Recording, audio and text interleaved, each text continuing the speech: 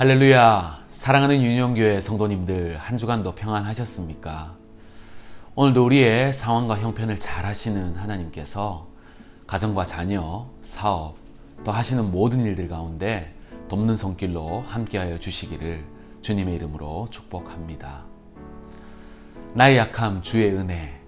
마지막으로 함께 나눌 주제는 낮은 자존감으로부터 회복하기인데요. 성령 하나님께서 이 시간 가운데 성도님들의 각 처소 가운데 임재하여 주셔서 낮아진 우리의 자존감을 회복시켜 주시고 또 우리의 상한 마음을 만져주실 것을 기대함으로 이 시간 함께 나아가도록 하겠습니다. 오늘 함께 나눌 하나님의 말씀은 요한복음 4장 5절에서 7절 또 16절에서 18절입니다. 사마리아에 있는 수가라 하는 동네에 이르시니 야곱이 그 아들 요셉에게 준 땅이 가깝고 거기 또 야곱의 우물이 있더라. 예수께서 길 가시다가 피곤하여 우물 곁에 그대로 앉으시니 때가 6시쯤 되었더라. 사마리아 여자 한 사람이 물을 기르러 왔음에 예수께서 물을 좀 달라 하시니 이르시되 가서 내 남편을 불러오라. 여자가 대답하여 이르되 나는 남편이 없나이다. 예수께서 이르시되 내가 남편이 없다 하는 말이 옳도다. 너에게 남편 5이 있었고 지금 있는 자도 내 남편이 아니니 내 말이 참되도다. 아멘.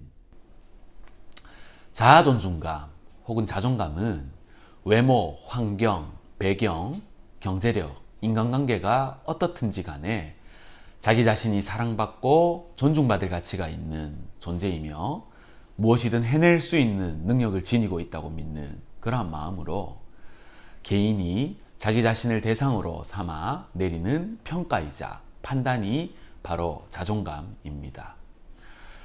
이러한 자존감은 심리학에서 가장 많이 연구되고 또 관심을 가지는 개념 중 하나인데요. 우리가 앞서 살펴봤던 불안과 우울, 분노 혹은 중독 문제 등과 같은 인간의 다양한 문제 행동의 원인을 살펴보는 연구들을 보면 꼭 빠지지 않고 등장하는 가장 강력하고도 영향력 있는 변인 중 하나가 바로 이 자존감입니다. 자신에 대한 존중이 부족하고 자신을 쓸모없거나 무가치하고 혹은 부적절하거나 결함이 있는 사람으로 생각하는, 즉 낮은 자존감을 가진 사람들일수록 문제 행동이 일어날 가능성이 높으며 설령 문제 행동이 일어나지 않는다 해도 그 인생은 행복하지 않고 삶의 만족이 떨어진다는 결과들이 많은 연구들을 통해 나타났음을 확인할 수 있듯 자존감은 우리의 삶을 살아가는 데 있어 굉장히 중요한 요소 가운데 하나인 것입니다. 자존감이 낮은 사람들은 일반적으로 다음과 같은 특징을 보이는데요. 다른 사람들의 시선과 평가에 민감하고 그것이 자기 인생의 선택과 결정에도 많은 영향을 받습니다. 다른 사람들에게 잘 보이기 위해 자신에 대한 허풍이나 과장이 심하기도 하고 착한 사람 컴플렉스, 완벽주의적인 태도를 보이기도 합니다. 또 사회적인 상황에서 부정적인 상호작용의 태도를 보이기도 하고요. 실패나 거부당할 것에 대한 두려움도 많이 가집니다. 그러다 보니 감정 기복도 심하고 사소한 일에 쉽게 기분이 상하거나 자존심이 상하기도 하죠. 매사에 자신을 부정적으로 바라보고 자신을 지켜주고 사랑해주기보다는 비판하고 질책하고 비난하는 경우가 많습니다. 부정적인 자기 최면을 걸고 있는 그러한 상태라고 할 수 있는 것입니다. 오늘 본문에 나오는 사마리아 여인이 바로 그런 사람이었습니다. 온몸을 태워 버릴 듯한 강렬한 태양이 이글거리는 사막 지역의 정오 시간은 모두가 활동하지 않을 만큼 견디기 힘든 시간이었어요. 그런데 굳이 이러한 시간을 택하여 홀로 물을 길러오는 사마리아 여인은 아마도 대인 기피증에 시달렸던 것으로 보입니다. 뜨겁게 이글거리는 태양보다 사람들의 눈길과 관심, 시선이 그녀를 더욱 힘들게 하는 것이었기에 그녀는 굳이 모든 사람들이 마다하는 그 시간에 물을 길러 나왔던 것입니다. 한국의 조선시대와도 비슷한 철저한 남성 중심적 사회였던 그러한 유대 사회에서 여성이 감당해야 할 사회적인 불이익은 상당했다고 하는데요. 특히 유대 사회에서의 이혼은 오직 남성들만이 결정할 수 있는 그러한 것이었습니다. 모세의 법을 악용한 남성들은 이혼 증서만 작성하면 쉽게 아내를 버릴 수 있었던 것이죠. 그러한 상황 속에서 경제행위도 할 수 없는, 또 상속권도 제대로 갖지 못한 여성이 이혼을 청구하는 행위는 자살 행위일 수밖에 없었습니다. 이혼 증서 한 장이면 헌신짝처럼 내버려질 수 있었던 것이 당시 여인들의 상황이었던 것이죠. 그리고 유대 사회에서는 아들을 낳지 못하면 법적으로 재산을 상속받을 수 없었기에 여인들은 기업 물을 자를 찾아 아들을 얻어야만 했다고 하는데요. 아무튼 그러한 시대적 상황 속에서 출산을 하지 못했든 어떤 이유에서인지는 정확히 알 수 없지만 그녀는 이미 5번이나 남편으로부터 버려졌었고 여전히 또다시 버려지지는 않을까 노심초사할 수밖에 없는 그러한 존재였던 것입니다. 그녀의 입장에 한번 되어 보십시오. 원치 않게 창녀 아닌 창녀가 되어버린 그런 그녀는 어떤 이도 마주치기 싫을 만큼, 아니 두려울 만큼 그녀의 자존감은 낮아질 대로 낮아진 상황이었을 것입니다.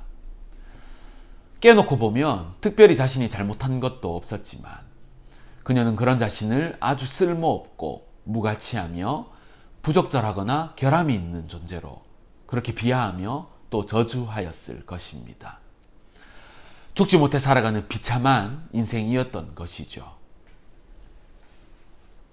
영성의 대가라고 불리는 헬리나우에는 우리의 자존감이 낮아지게 된 이유에 대해 우리가 세상에 속해 있고 우리의 정체성을 이 세상의 판단에 팔아버렸기 때문이라고 주장합니다. 성공적인 활동만을 강조하는 세상 속에서 우리의 삶은 누군가가 우리의 가치를 측정하기 위해 점수를 열거해 놓은 하나의 점수판이 되어버렸다고 그는 이야기하는데요. 즉 누군가가 우리에게 높은 점수를 주기 때문에 우리는 총명한 사람으로 인정받게 되었고 또 우리는 성공하고 있기 때문에 가치가 있는 존재가 되어버렸다는 것입니다. 그렇게 세상 일의 결과를 우리 자존감의 표준으로 허락하게 됨에 따라 우리는 어쩔 수 없이 대부분이 고질적이고 낮은 자존감으로 고통당하게 되었다는 것입니다. 왜 그도 그럴 것이 성공지향적인 이러한 세상에서 항상 좋은 결과를 또 세상이 요구하는 것들을 만족스럽게 성취하거나 채울 수는 없기 때문에 우리의 자존감이 낮아지는 것은 어쩌면 당연한 결과인 것입니다. 그런데 그것도 모르고 우리는 그저 세상이 우리를 빚어내는 대로 되어가는 그러한 삶을 살아가고 있는 것입니다. 그러면서 우리가 세상에 알려진 만큼 똑똑하거나 착하거나 호감이 가는 사람이 아니라는 사실이 혹여라도 누군가에게 들통나지는 않을까 노심초사하며 두려움을 가지고 살아가고 있는 것입니다. 오늘 본문에 나오는 사마리아 여인 역시 이러한 영향으로부터 자유롭지는 못했던 것 같습니다. 남성 중심 사회에서의 그 유대 사회에서 특별히 잘못한 것이 없었음에도 불구하고 사람들을 마주치는 것이 두려워 태양이 이글거리는 시간에 홀로 물을 기르러 나갈 수밖에 없었던 이유는 그녀가 당시 유대 사회가 요구하는 기준에 부합되지 않는 사람이었고 그녀 스스로도 그렇게 받아들이고 믿었기 때문에 그렇다고 저는 생각이 들었습니다. 아들 하나 제대로 낳지 못하고 더럽고 쓸모없는 존재로 손가락질 받아가며 그렇게 살아가는 그러한 자신에 대해 그녀는 끊임없이 자기의 존재를 비관하며 자괴감에 빠졌을 것입니다. 그리고 그것은 시간이 지나고 또 축적되어짐에 따라 자기의 이미지, 자기 상으로 고정되고 굳어지게 되어 낮은 자존감으로까지 발전하게 되었던 것이죠. 세상의 기준으로 자기 자신을 평가하였고 보잘것없는 자신의 존재를 더욱 부정하게 됨에 따라 그녀의 자존감은 낮아질 대로 낮아질 수밖에 없었던 것입니다. 물론 사마리아 여인도, 아니 오늘 우리들도 세상 속에서 살아갈 수밖에 없는 존재들이기에 세상의 가치나 기준으로부터 완전히 자유로울 수는 없을 것입니다. 그런데 여러분, 그런데 그리스도인으로서 살아간다는 것은 세상 안에 있으나 세상에 속하지 않는 삶을 산다는 것을 의미하는 것 아닙니까? 그래요. 그렇다면 우리는 우리가 살아가고 있는 이 세상이 바로 그러한 가치 체계, 즉 성공지향적인 속성을 중심으로 우리의 가치와 존재를 규정하고 있고 그것이 현재 우리의 자존감에도 크나큰 영향을 미치고 있다는 점에 대해 우리는 분명한 인식을 가질 수 있어야 하는 것입니다. 인식하지 못하면 우리는 매이고 묶일 수밖에 없습니다. 나 자신을 세상이 요구하는 가치 있는 존재로 만들기 위해 애를 쓰며 살아가게 되는 것입니다. 그러나 깨어 분별하고 인식할 수 있을 때에 우리는 세상으로부터 분리될 수 있으며 자유할 수 있습니다. 그것이 바로 세상 속에 살아가는 그리스도인들로서 우리가 세상 사람들과 구별되는 점인 것입니다. 그러면 하나님께서는 자존감이 낮아질 대로 낮아진 그 사마리아 여인에게 어떻게 다가가셨고 그녀의 자존감을 회복시키셨을까요? 먼저 우리는 예수님께서 사마리아 여인에게 다가가셨다는 그 사실 자체에 주목할 필요가 있습니다. 당시 유대인들과 사마리아 사람들은 서로 상종을 하지 않았다고 합니다. 신약시대에 읽히던 유대 문헌을 기록한 벤시라는 이렇게 기록하고 있는데요. 내가 전적으로 혐오하는 두 민족이 있는데 세 번째는 민족이라 할 수도 없다. 그들은 세일과 블레셋에 사는 자들, 그리고 세겜에 거하는 멍청한 족속들이다. 여기서 세 번째 민족이라고 한 세겜인들은 바로 사마리아인을 지칭합니다. 그리고 역사가 요세푸스는 유대 고대사에서 사마리아인들에 대해 환경에 따라 자기들의 태도를 바꾸는 믿을 수 없는 부류로 규정을 하였고 비열한 속성을 지닌 사람들이라며 자신의 적대적 감정을 그렇게 표출할 정도였으니 이들이 서로에 대해 가진 반감과 적대감은 그저 단지 서로 싫어하는 수준의 그런 감정이 아니었음을 알 수 있는 것입니다. 전반적인 시대적 분위기가 또 민족의 정서가 그러한 상황이었음에도 불구하고 예수님께서는 분명한 목적과 의도를 가지고 사마리아 여인에게 다가가셨습니다. 예수님은 두 민족 간의 관계나 정서를 전혀 고려하지도 또 의식하지도 않으셨던 것입니다. 사마리아 여인의 입장에서도 굉장히 파격적이고 또 난감하고 당황스러운 그러한 만남이었던 것이죠. 네, 그렇게 예수님께서는 그저 한 영혼을 사랑하는 마음으로 오로지 상처받아 낮은 자존감으로 살아가고 있는 사마리아 여인에게만 집중하셨고 그렇게 다가가셨다는 사실입니다. 그런데 세상을 살아가는 우리들 대부분은 사람들을 대할 때 무의식적으로 세상의 기준을 가지고 또 그것을 토대로 색안경을 끼고 상대를 평가하고 바라봅니다. 그러다 보니 대부분 성공했거나 가진 것이 많은 사람들, 아니 나보다 더 강하고 나에게 조금이라도 유익이 될 만한 존재에게는 우리가 적극적으로 다가가고 좋은 평가를 내리지만 그 반대의 경우에는 무시하고 없는 존재인 것 마냥 그렇게 취급하며 은근히 무시를 하는 것이죠. 부끄럽게도 이러한 모습은 교회 공동체에도 그대로 나타나고 있음을 우리는 누구도 부정할 수 없을 것입니다. 그런데 여러분, 예수님은 그러지 않으셨습니다. 사마리아 여인의 배경이나 환경, 상황은 전혀 고려도 하지 않으셨고 그저 상처받은 한 영혼을 불쌍히 여기시며 그렇게 다가가셨던 것입니다. 그렇게 쓸모없게 여겨졌고 창녀와 같이 더러운 존재로 여겼던 자신을 그 더운 정오의 시간에 일부러 찾아와 주시고 기다려 주신 그 예수님과의 만남 이후 그녀는 깨달았습니다. 바로 메시아, 그리스도라는 분이 자기를 만나기 위해 찾아오셨다는 사실을 말입니다. 이건 뭐 말하지 않아도 어깨에 뽕이 이만큼 들어갈 그러한 일이지 않습니까? 우리가 대통령을 만났다 이러면 막 온 동네방네 다니면서 자랑할 거예요, 아마. 자존감이 올라가지 말아라 해도 올라가지 않을 수 없는 일인 것이죠.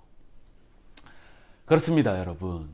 사마리아 여인을 찾아가셨던 예수님께서는 오늘도 그렇게 여러분들을 찾아오셨고 여전히 여러분들과 만나기 위해 기다리고 계신 분이십니다. 그분은 여러분들의 외모나 형편, 상황을 보지 않으시고 그저 여러분들의 존재를 귀하게 여기시고 사랑하기 원하시는 분이세요. 네, 우주 만물을 창조하시고 전지전능하신 그 예수님께서 바로 여러분들을 너무나도 원하신다는 사실을 믿으시기 바랍니다. 그리고 두 번째로 주목하고 싶은 것은 바로 가서 내 남편을 불러오라 하신 그 사마리아 여인을 향한 예수님의 요구입니다. 사마리아 여인의 정곡을 콕 찌르셨던 부분인데요. 어찌 보면 갑작스럽고 난데없는 요구이셨고 소외되고 고통받는 삶을 살던 여인의 참담한 현실의 그 핵심을 건드리신 질문이었습니다. 그것은 바로 그녀의 아픔이며 또 문제이자 죄책감이었습니다. 그런 면에서 저는 이 대목이 약간 당황스러웠습니다. 아니 갑자기 나타나셔서는 처음 보는 사람의 상처를 막 들추시고 쑤셔대는 그런 못된 측면도 있으시구나, 그런 의심이 생길 뻔도 하였는데요. 그런데 그 이후의 결과를 보면 저의 이러한 의심과 당황은 전혀 쓸데없는 기우에 불과했음을 알 수 있습니다. 전혀 예상 밖의 일이 벌어진 것이죠. 낮은 자존감으로 대인 기피 증세를 보이던 사마리아 여인은 예수님을 만난 이후 자신의 물동이를 버려두고 동네로 들어가서 사람들에게 그리스도가 오셨음을, 바로 자신이 그 메시아를 만났음을 온 동네에 알립니다. 이건 뭐 말도 안 되는 놀라운 변화가 아닐 수 없지 않습니까? 그렇습니다. 남편을 불러오라는 예수님의 이 요구는 수치를 들추고 약점을 지적하기 위한 요구가 아닌 숨겨진 그녀의 아픔을 보시고 그 아픔을 알아주고 위로하고자 하셨던 바로 상처받은 여인을 향한 예수님의 공감의 마음이셨던 것입니다. 세상의 기준으로 색안경을 끼고 어떻게든 수치를 찾으려고 하는 우리의 시선과는 달리 예수님께서는 전혀 다른 시선으로 그녀를 보셨고 그녀에게 깊은 공감을 표현해 주심으로 그녀의 내면에서는 깊은 치유와 변화가 일어나게 되었던 것입니다. 그녀의 핵심 감정을 건드려 주셨던 것이죠. 공감은 상대방의 신을 신어보는 것이라고 표현을 하곤 합니다. 왜 남성분들이 여성분들이 신는 하이힐 구두를 신어봐야 비로소 그 불편함과 고통을 알 수 있게 되듯 공감은 상대방의 입장이 온전히 되어보는 것을 말합니다. 그렇습니다, 여러분. 예수님께서는 우리가 현재 겪고 있는 아픔과 상처, 고통을 함께 나누기를 원하시는 분이십니다. 우리의 신을 신어보기를 원하시는, 우리를 향한 관심과 사랑이 너무나도 충만하셔서 하늘 영광을 버리시고 천한 인간의 몸으로 성육신하셔서 우리와 같은 연약한 인간의 몸으로 우리와 동일한 고통들을 경험하시고 결국엔 십자가에 달리셔서 모든 죄와 저주, 아픔과 상처를 끌어안으시고 죽으심으로 우리를 구원하신 그분이 바로 예수님이십니다. 예수님께서는 이미 그녀의 배경과 상황, 그 모든 속내와 상처를 다 아셨습니다. 남편들로부터 5번이나 버림받아 온 그 세월을 겪으면서 얼마나 비참한 시간들을 견뎌왔는지 그녀의 현재 상태가 어떠한지조차 너무나도 잘 알고 계셨습니다. 그런데 여러분, 그럼에도 불구하고 예수님께서는 그녀를 찾아오셨습니다. 왜 그렇습니까? 바로 그녀를 자신의 제자로, 복음의 증거자로 세우기 위해 찾아오신 것입니다. 그래서 그녀가 그녀의 물동이를 버려두고 동네로 달려가 그리스도를 만났다고 선포하였을 때 동네에 많은 사람들이 예수를 만나기 위해 나옴은 물론 많은 사마리아인들이 예수를 믿게 되는 놀라운 일들이 일어나게 되었던 것입니다.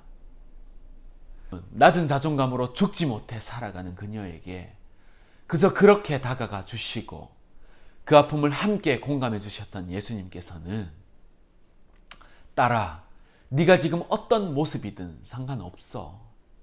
그런 너를 내가 창조했고 그럼에도 불구하고 지금의 내 모습 그대로를 내가 너무 사랑한단다. 그래서 내가 너를 지금 이렇게 찾아온 것 아니니? 라고 아마도 말씀해 주셨을 것이라 저는 믿습니다. 그리고 그 예수님께서는 오늘 저와 여러분들에게도 이렇게 말씀하실 것 같아요.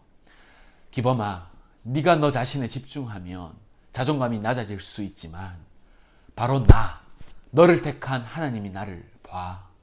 그러면 너의 자존감이 높아질 수 있어. 내가 너를 창조했고 또 내가 너를 지었어. 그리고 그런 너를 구하기 위해 내 가장 사랑하는 아들을 십자가에 못 박아서 죽였어. 그런데 네가 왜 너 자신을 부정적으로 보고 안 된다고 하는 거야? 아니 내가 괜찮다는데 라고 말씀하시는 그 음성을 들으시는 저와 여러분들이 되시기를 바랍니다. 그렇습니다, 여러분. 우리의 낮아진 자존감이 높아지기 위해선 세상의 기준으로 나 자신을 바라보고 집중하고 있던 그 시선을 벗어나 하나님이 나를 어떻게 바라보시고 세우시기 원하시는지에 집중해야 하는 것입니다. 바로 세상의 관점이 아닌 하나님의 관점을 회복해야 하는 것입니다. 하나님은 우리의 부족함을 너무나도 잘 아시는 분이세요. 그러나 그와는 전혀 상관없이 그 자체로 충분하다고 말씀하시는 분이신 것입니다. 말씀을 마무리 지으려 합니다. 우리는 우리의 인생이 물질, 지식, 외모, 능력 이런 세상적인 관점에서 완벽해져야 한다고 생각을 하지요.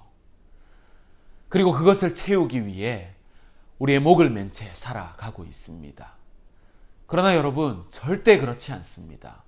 바로 그러한 생각이 오늘 여러분들의 자존감을 계속해서 떨어뜨려 놓고 있다는 사실을 알아차리시는 그 지혜가 오늘 여러분들에게 있기를 원합니다. 하나님께서는 우리가 세상이 요구하는 기준에 자신을 가둔 채 사랑받고 인정받고자 스스로를 채찍질하며 살아가는 그러한 삶을 살기를 원하시는 분이 아니세요. 하나님께서는 자신의 형상으로 한 사람 한 사람 독특하고 존귀하게 창조하신 그 사랑의 섭리를 우리가 알기 원하시고 현재 있는 모습 그대로의 우리와 관계하기를 원하시는 분이신 것입니다. 하나님은 한 번도 우리에게 완벽을 요구하시지 않으셨습니다. 그런데 그럼에도 불구하고 계속 이것들을 채우려 하고 이러한 기준으로 나 자신을 들여다보며 계속해서 자신을 정죄하고 비관한다면 그것은 바로 하나님 앞에 범죄하는 일이자 교만인 것입니다. 이제는 우리의 시선을 좀 달리 했으면 좋겠습니다. 하나님은 내 모습 이대로 너무 사랑하시는데 나는 계속해서 세상이 요구하는 기준으로 여전히 그렇게 나를 바라보고 평가하며 정죄하고 있는 것은 아닌지 한번 돌아보는 시간이 되었으면 좋겠습니다. 꼭 무언가를 잘하지 않아도, 가진 것이 없어도, 실패하고 또 넘어져도 우리는 이미 충분히 사랑받을, 또 인정받고 존중받을 가치가 있는 그런 가치를 지닌 존재들입니다. 그러한 나를 위해 주님께서 가장 비참한 십자가에서 죽으셨음을, 그 존재가 바로 지금의 바로 하나님의 자녀라는 존귀한 정체성임을 믿으시며 자존감을 회복해 가시는 사랑하는 유니온 성도님들의 삶이 되시길 주님의 이름으로 기원드립니다. 오늘 주신 말씀을 기억하시며 함께 찬양하십시다. 오늘 세상의 가치와 기준에 맞추어 자신을 평가하느라 하나님의 자녀됨의 정체성을 잊은 채 살아가고 계신 분들 아니 계십니까? 함께 이 찬양 고백하시면서 우리를 향한 주님의 사랑을 확인하시는 시간 되시길 바랍니다.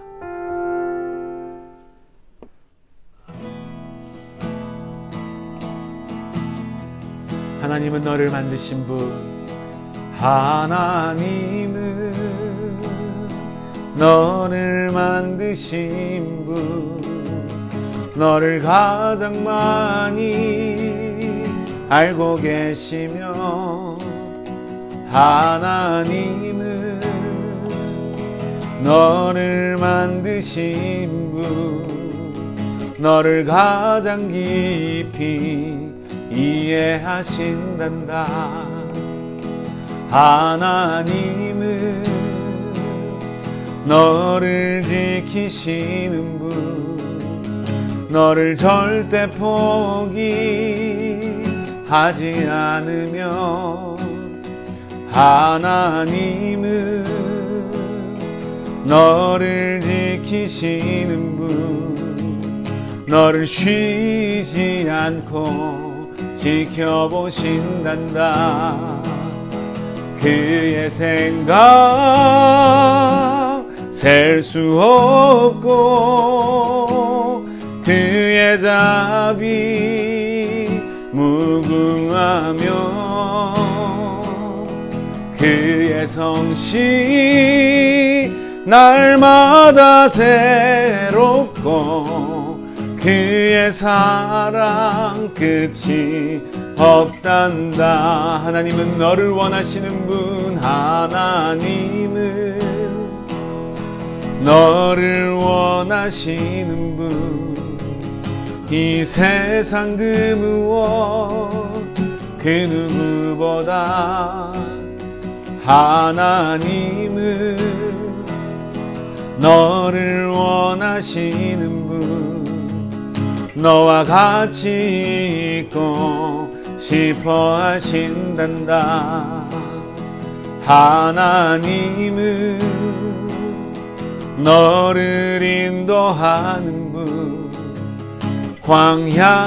광야에서도 폭풍 중에도 하나님은 너를 인도하는 분, 푸른 초장으로 인도하신단다. 그의 생각 셀 수 없고, 그의 자비 무궁하며, 그의 성실 날마다 새롭고, 그의 사랑 끝이 없단다. 그의 생각 셀 수 없고, 그의 자비 무궁하며, 그의 성실 날마다 새롭고, 그의 사랑 끝이 없단다. 그의 사랑 끝이 없단다.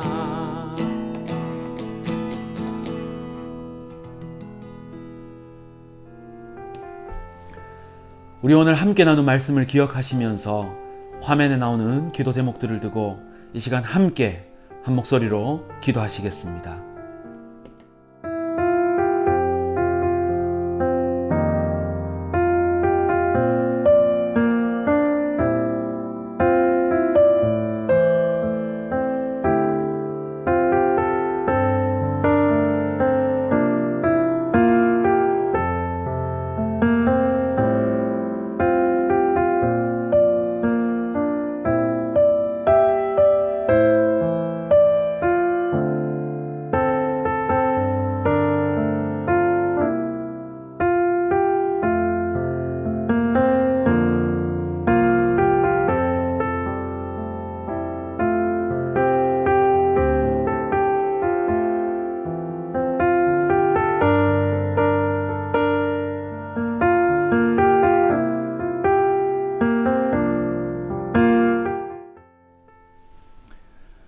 주님, 세상의 기준과 가치를 통해 나 자신을 평가하며 살았고 그저 세상이 원하는 존재가 되고자 지금껏 애쓰고 살아왔음을 또 그것이 오늘 나의 자존감을 무너뜨리고 있었음을 깨닫게 하신 것 주님 너무나 감사를 드립니다.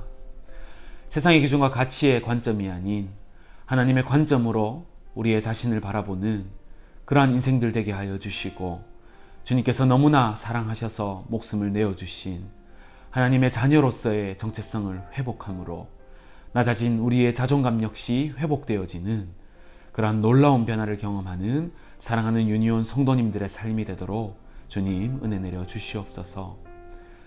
연약하고 부족하고 또 나사가 하나 빠진 것처럼 느껴지는 그러한 우리의 인생이지만, 그러나 그런 우리의 인생을 통해 강한 자들을 부끄럽게 하시고 영광 받으시는 그 능력의 하나님만 바라보고 의지하며 살아가는 복된 인생들 되도록 주님 인도하여 주시옵소서. 내 모습 이대로 사랑하시는 주님 너무나 감사드립니다. 우리를 구원하신 존귀하신 예수님 이름으로 감사하며 기도드립니다. 아멘.